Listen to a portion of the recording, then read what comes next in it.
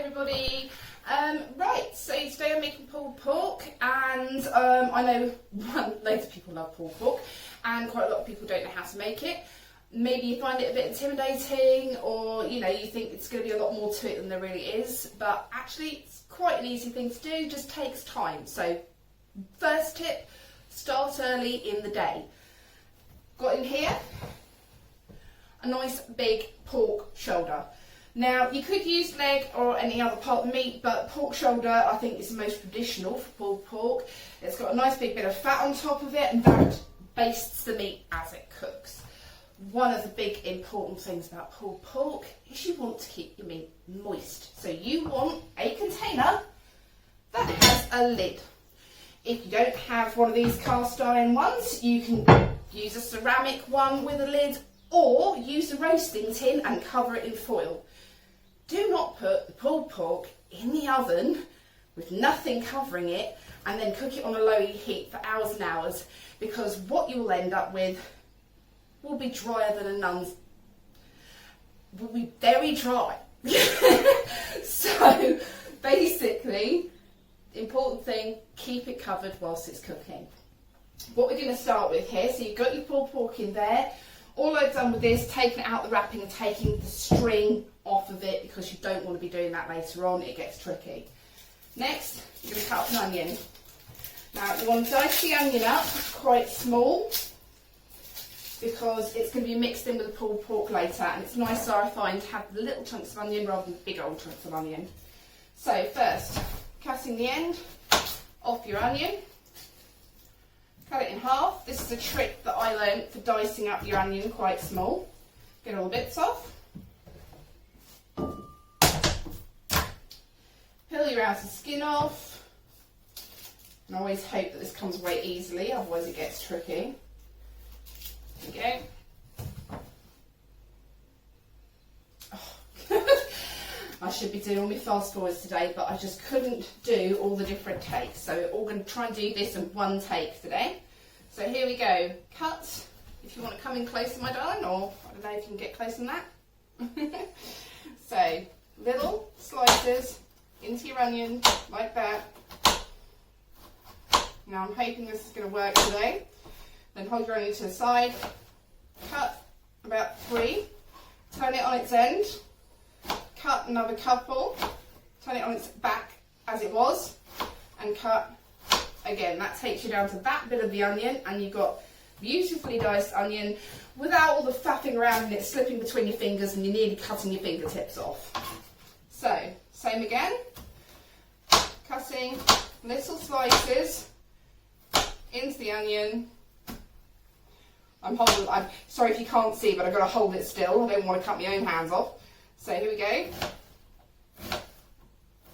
Little slices that way, turn it on its end, slice that way, turn it back, and then a couple of other slices that way, throw that bit away. There we go. So this is going in with the pulled pork. So just straight over the top, that's fine. Try and spread it around a little bit, just so it's kind of evenly dispersed and not all in one clump. Right, so next, garlic. I'm going to show you a trick, because one thing I always hated, and I wish I'd learned this trick earlier about cutting up garlic, is getting it all over your fingertips. So I'm going to try and show you a little trick today of how to cut up garlic without getting it all over your hands. So I'm just going to break a few cloves off.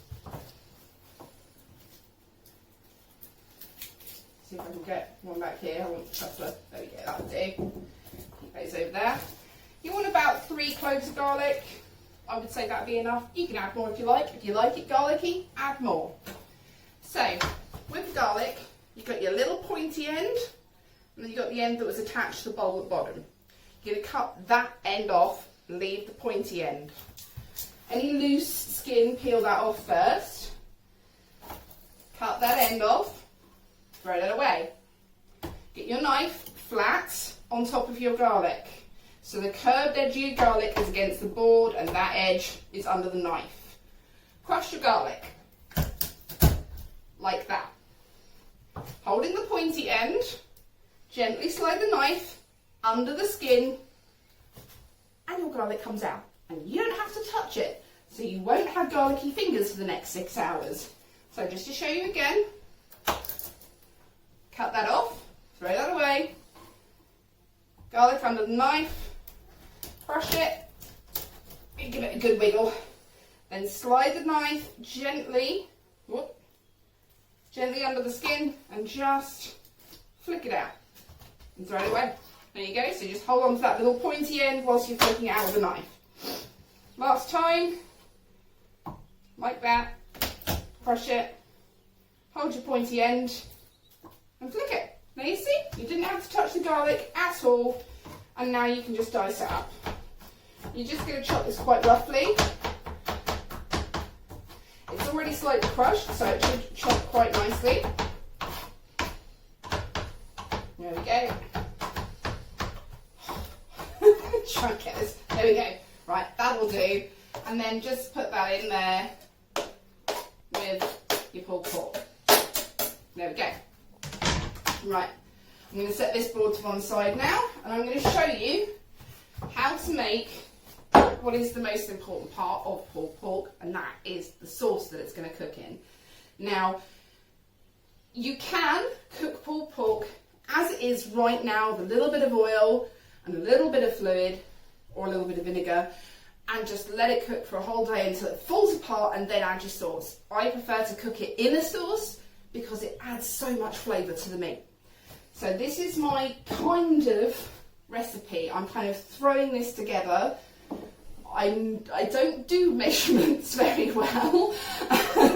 So if I say it's like a generous shake of this, a big old splodge of that, kind of look at what I'm doing because you'll kind of get the idea. So, first of all, smoked paprika or paprika, depending on your taste. This is a new one, so I'm just going to take that out of there.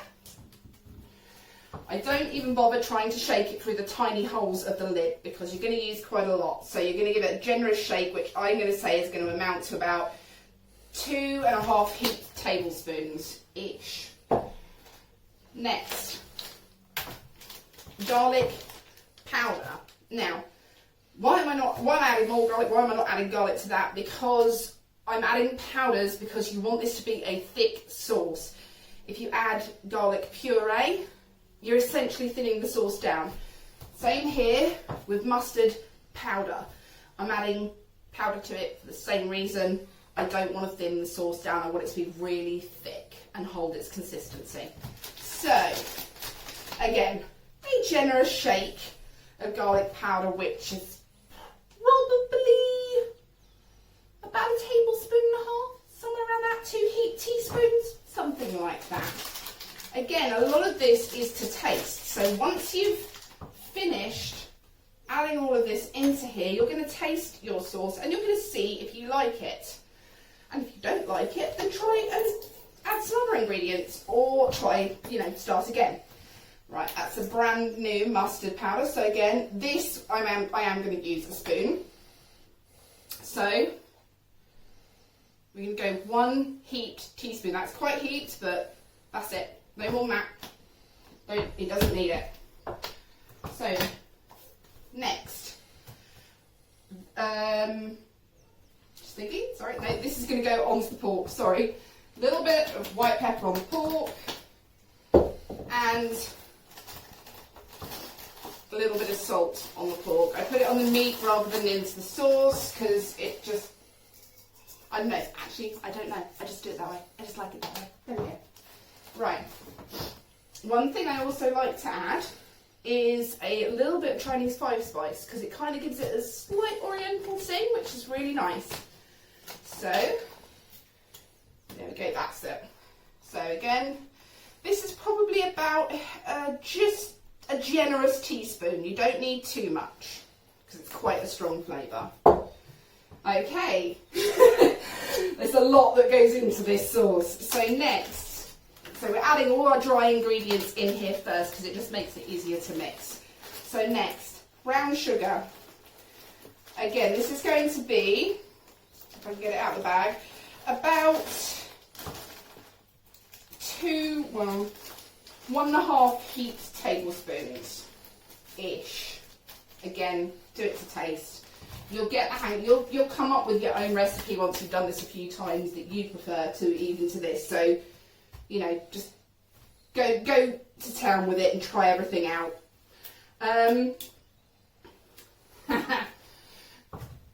To anyone American watching, this is Worcestershire sauce.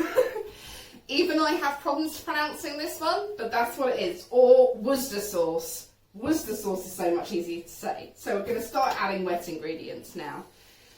You're going to add a generous shake of Worcester sauce. So just, there we go. It's about 2 tablespoons-ish. Cider vinegar.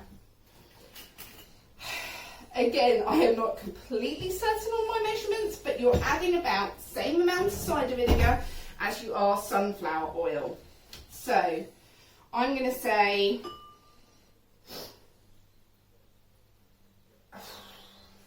I really don't know. I'm trying to do it in measurements in my head. I have no idea. Let's say 5 tablespoons-ish. It's a glug. It's a glug. That's how I know it. And a glug of sunflower oil. Like that. And then I always like to add a little extra barbecue sauce, even though essentially what we're making is barbecue sauce. But it's nice to just kind of add a little extra in. And there we go. That is your sauce mix. Let me just put the thing back on top of the brown sugar so we don't have it all over the table. There we go. Right. Get your spoon, stir it. Okay? Get everything nice and combined and mixed together as best you can. Might take a moment. Some of the powders can get a bit clumpy, but to be honest, you don't need to worry about it too much. It's all going to cook into the meat. And there we go. And what you will have is this beautiful, dark, almost reddish, chocolatey looking sauce in the bottom of here. It should be the same colour as barbecue sauce, basically. And what you're going to do, take a teaspoon and just try it, see if you like it. If you feel like you want to add any more of the other ingredients, just go to town with it, honestly. But just tiny bit on the spoon. That's good. That is good. Right. So it's going to be quite sharp because of the vinegar right now, but that kind of cooks off a little bit during the cooking. Then pour it all over your meat. You want to try and coat the entire top of your meat with this sauce. That's why you want it quite thick, so it still sits on the top of the meat and kind of continues to baste it along with the fat. And just really get all of this out of the pot. Scrape it all out. There we go. So, again, I don't know if the husband can point the camera down, but that is what it looks like. What you're going to do now is you're going to put it in the oven for a really long time. So, I would say fan assisted oven somewhere around 120, 130, which is about gas mark 2 or 3, and non-fan assisted gas mark 3 about 150. Okay, and you're going to leave it in there for at least 6 hours. Now, don't panic if the meat appears to go tough or goes hard and you think, oh my god, I've overcooked it. You have not overcooked it. That's just part of the process. Continue to let it cook. It will soften up and it will start to flake, and you'll see it will start to pull apart, and it'll be absolutely beautiful. But don't get like 3 hours in, go and check it and go, oh my god, it's overcooked and I've ruined it. You haven't. You haven't ruined it. Don't panic. Just leave it in. It'll be good. Okay, so I'm going to put that away now, and I will show you later on what it's like when it comes out. I might even show you like a little bit halfway through. Alright, so I'll see you guys later. Right, so we've just got the pork out of the oven, and we are going to give it a little look, just check, see what it's like. So you're going to go over here with it, and we're going to put it on the table, and I'm going to have to run back and grab utensils. So, utensils. There we go, that's what I need. Okie dokie. So, please forgive the informal attire, but my husband thought it would be a fantastic idea to go for a walk. And one of the problems with my condition, my disability, is that I can't control my body temperature, so I got a bit overheated and had to change out of my lovely dress. So I thought, screw it, I'm putting my swimming cosy on. So we're doing it like this. Okie dokie. Let's open this pot up. Woo! Wafty steam. Wafty steam. Oh, that smell is amazing. Oh, so this is 3 hours in. We are not done yet. This is not a done pork. This not finished pulled pork. This is halfway through. What you're expecting to find right now is it's starting to pull away, but it's still going to feel, when you put that fork right in, it's still going to feel quite tough. So it's not pulling yet. It'll be flaking at the edges, but it won't be completely done yet. So what you're going to do, oh, let's see, a bit, just big old bit just break away. You can see that it's starting to come apart really nicely. But trust me, even if you see that happening, you want to give it longer. It's going to be amazing. You've got to trust me on this. So what you're going to do, get a big spoon, tip your dish, get all this lovely, without like kind of burning your table, get all this lovely juice, all this, and just kind of get it back on the top of the pork to keep this nice and moist. And you're just basically rebasting as best you can all over that lovely, lovely, lovely meat. And just getting it all moist again so it keeps that moisture in. You burnt yourself inside the pan there. There we go. There we go. That is it. Just rebaste it, cover it in juice. And do that. In fact, I think you could probably do with putting maybe a tiny bit of water in there. So I'm going to go and get a tiny little bit of water in a cup. Tiny bit of water in a cup. There we go. I've got to get the hang of this filming thing. Right, so all you're going to do is literally, don't pour it right over the top of the pork, because what you're going to do if you do that is wash off all the stuff that you just put on top of it. Pour it down the sides. This is simply helping to keep the meat moist. And that's all you're doing. That's it. A little bit, tiny little bit in the bottom. Then, lid back on, and you're going to put it back in your oven for another 3 hours. It will fall apart, I promise you. It will be amazing, but trust me, you've got to keep cooking it. So that's it for now, and I will see you in 3 hours time. Right, hello everyone. Good grief, that's heavy. Right, and finally it's out of the oven. So this is not quite 3 hours later. It's about 2.5. I'm going to take it over the table because damn, this is heavy. Right. Okay, I'm going to need to quickly grab. What do I need to grab? Not those. I think there it is. Barbecue sauce. Right. Okay, it's out the oven. It should be done. I'm going to need forks. But here we are. That. Now you're going to think, oh my god, that looks like a burnt mess. It is not. It is a beautiful, delightful, tender, amazing. Just look at that. That's pulled pork. That's what you should be left with. This is all the fat, and all this is going to have to come off. I'm going to have to put it on one of these plates here. So this isn't easy. You have to pull this fat off like this. You can just go and chuck this in the bin in a minute. Here we go. Here we go. Oh! There, like that. Oh, no, don't let little bits of pork get out there. There we go. So that's all the fat just separated. That can be chucked away in a moment. Now this is not a burnt mess. You're going to mix this. You're going to separate this out. You're going to tear this up. And then you're going to put your barbecue sauce. Oh god, this is going everywhere. You're going to put your barbecue sauce on top of this, and then you're just going to slather it all over this amazing meat. But all those spices, all that amazing stuff that you put in there is all just going to be permeating that amazing meat, and mixing in. And that slightly kind of burnt sugary flavour is going to kind of simulate the barbecue flavour, which is just, it smells so good. I'm not even kidding you guys. I would literally just dive face first into this right now if you weren't watching. Right, so there you go. Look, you come over here, have a look at that. That's what it should look like. It should pull apart that easily. So then you just get your don't you dare don't miss the beat. So then just get your barbecue sauce. We are probably going to use a lot more than what I'm putting on right now. There's not even half of what's going to go on there. We've run out. Look, it's empty. It's empty. Bother. There's more in the cupboard.